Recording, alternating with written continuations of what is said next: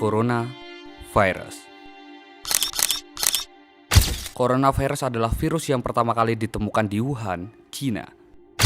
Saat ini, sekitar 113 negara di dunia telah melaporkan bahwa masyarakat mereka terjangkit virus corona, tidak terkecuali negara Indonesia. Bahwa yang Jepang ini ke Indonesia bertemu dengan anak yang anaknya ibu tadi yang berumur 31 tahun dan ibunya yang berumur 64 tahun, dua-duanya positif corona itu ada di Indonesia, di sini. Tidak berselang lama setelah pengumuman dari Presiden Jokowi, kasus corona di Indonesia meningkat dengan cepat. Jumlah pasien positif virus corona di Indonesia terus bertambah. Positif virus corona bertambah menjadi 134 kasus. Terinfeksi virus corona atau COVID-19 kembali bertambah.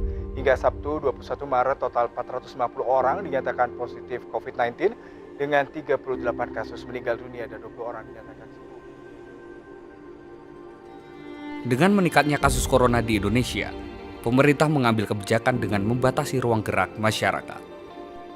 Sekarang ini yang paling penting yang perlu dilakukan adalah bagaimana kita mengurangi mobilitas orang dari satu tempat ke tempat yang lain.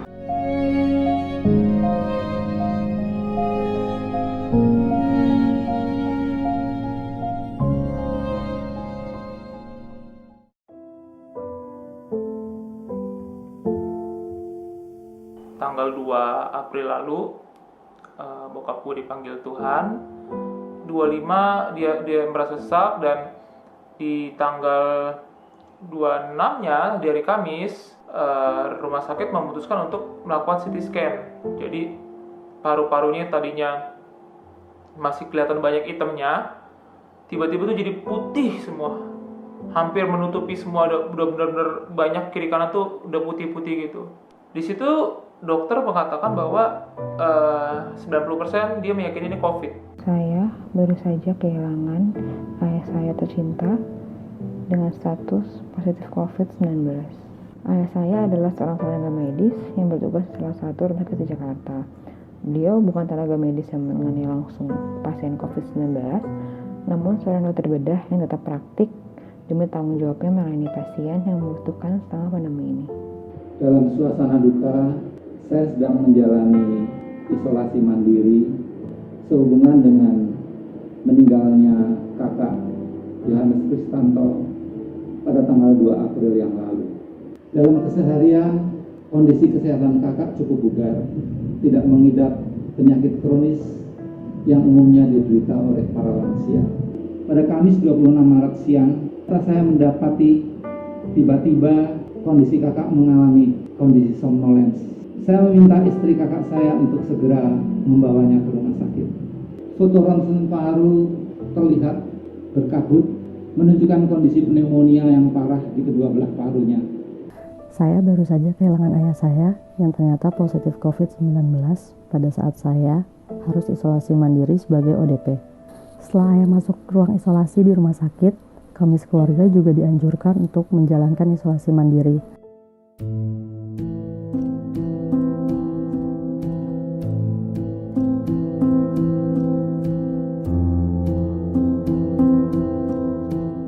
Kita masih melihat prosesi dia waktu turun dari ambulans gitu kan. Kita melihat dari jauh dan dia sempat melihat ke kita kebetulan. Dia ngeliat, jadi di situ gua sama kakak gua doang, nyokap di rumah, dan dia dada-dadain gua sama kakak gue di situ gitu. Oke, dia masuk ke dalam. Udah, di situ kita sudah tidak tahu lagi di dalam itu seperti apa. Dan hari Minggu pagi ini dia telepon dikatakan bahwa saya udah gak kuat. Ini kayaknya nggak bisa sembuh penyakitnya. Dia mengatakan hal itu lagi dan dia di situ minta kita bawakan baju warna putih dan juga bed cover karena dia merasa kedinginan. Gue tuh jadi keinget waktu dulu abang gue sebelum meninggal dan dia minta ke ceweknya minta dibawain baju putih. Dia mau minjem baju putih ceweknya. Ternyata malam itu adalah malam terakhirnya dia itu meninggal. Dan pada saat bokap gue minta baju putih juga, gue tuh langsung keinget akan hal itu juga gitu. Pada tanggal 27 malam itu juga menjadi hari terakhir saya berjumpa dan berkomunikasi secara fisik dengan kakak. Pihak keluarga, istri kakak saya tentunya tidak lagi diperkenankan menunggu suaminya. Saat itulah menjadi saat yang terasa sangat berat bagi saya dan kakak ipar saya. Momen yang penuh rasa iba menyaksikan kakak saat itu, yang mengeluh dan meronta, berusaha menahan kami semua dan istrinya agar jangan meninggalkan dia seorang diri. Dengan menahan sedih sambil menangis, kakak ipar saya mencoba memberi pengertian kepada suaminya dan membesarkan hatinya dengan kata-kata, "Pak, rumah sakit mengharuskan aku pulang. Biar aku bisa istirahat di rumah. Papa menurut nasihat rumah sakit ya. Di sini ada dokter, perawat yang mengobati dan melayani Papa. Biar Papa cepat sembuh, pulih dan bisa cepat pulang ke rumah ya."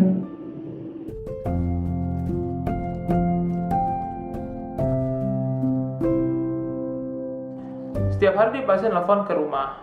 Pertanyaan yang paling pertama ditanya adalah kondisi kesehatan kita bertiga. Gua, kakak gua, dan nyokap gua. Dia itu sama sekali nggak pernah memikirkan sakitnya dia. Dia itu lebih khawatir terhadap nyokap gua khususnya gitu.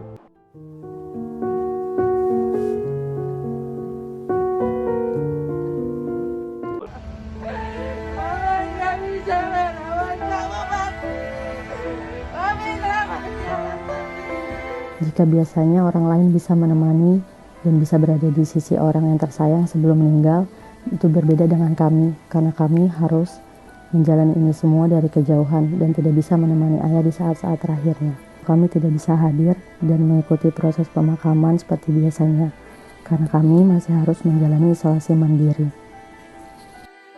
Pada 4 April, ayah saya menyerah pada perjuangannya.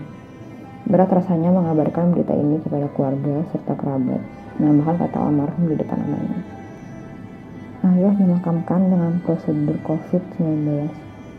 Sedih rasanya sebagai anak, saya tidak bisa memeluk dan menciumnya untuk terakhir kali. Salat jenazah pun secara langsung tidak bisa dilakukan. Kami hanya bisa memandang dari kejauhan. Sedih banget sih melihat bokap gue sebegitu aktif di adat, tiba-tiba dan dia meninggal. Cuman gitu doang, kayak nggak ada apa-apa gitu, kayak udah lu masuk.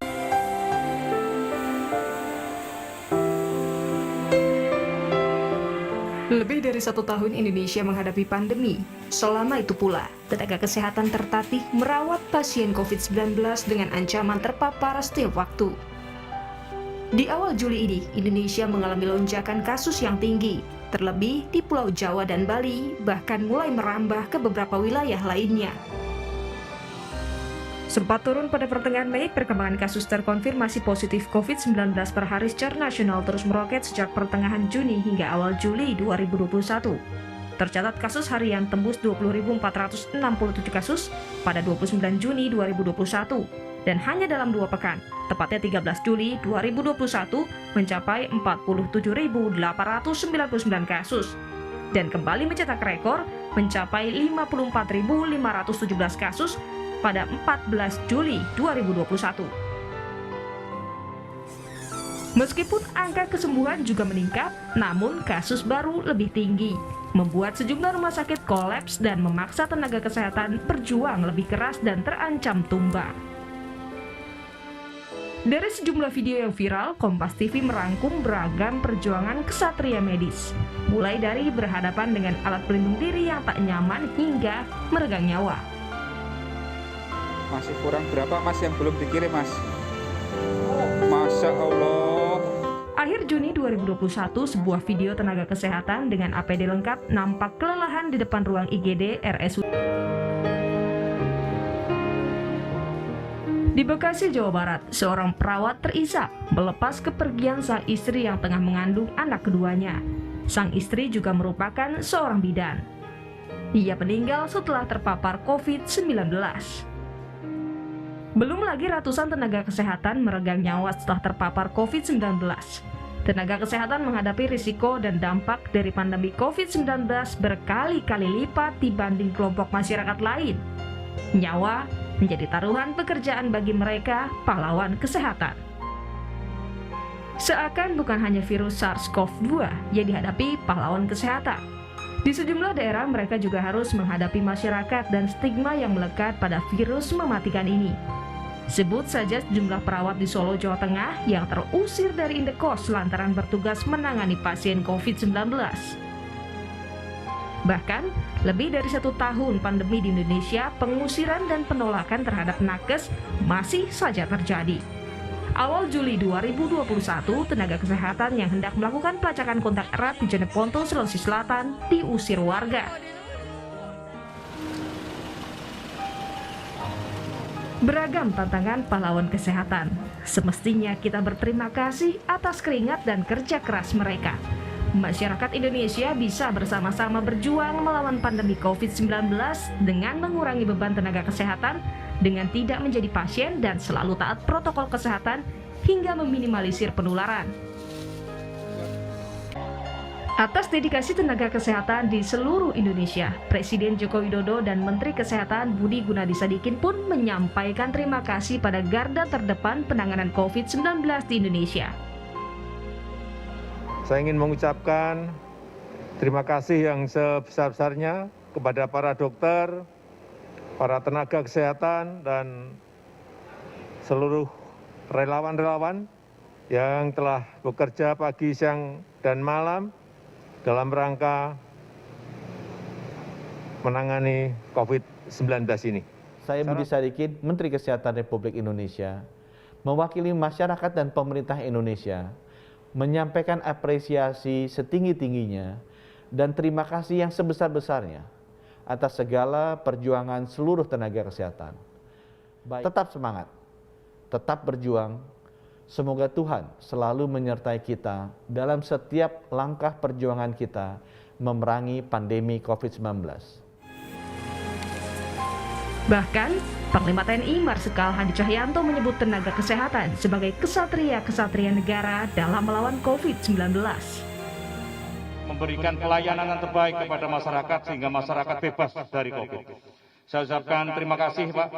Bapak adalah kesatria-kesatria bangsa dan negara untuk bisa melindungi masyarakat dari ancaman COVID-19.